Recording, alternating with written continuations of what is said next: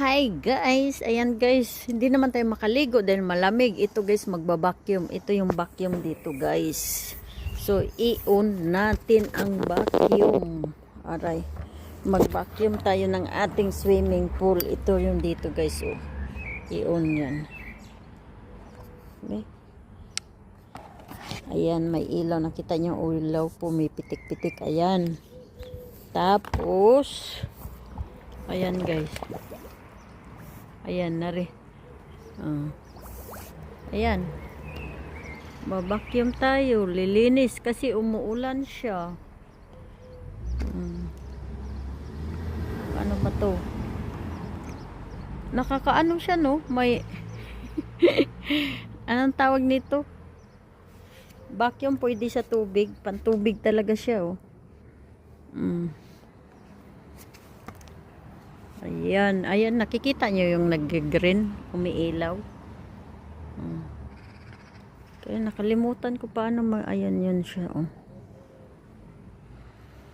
Matrabaho guys, matrabaho. Magba-vacuum, vacuum.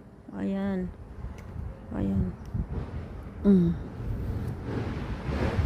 Sige, atay.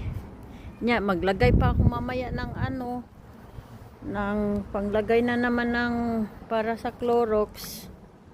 So ito guys, lagyan natin ng Clorox. Hindi pa ako nakaligo sa aking swimming pool guys kasi malamig, pero sige lang lagay every 3 days lalagyan siya ng Clorox. Ayan, tapos i-ano mo siya doon, i-mix ang Clorox guys, tapos sabwag itapon mo doon sa may tubig. Tapos ito na naman siya guys, ang tawag nito algicid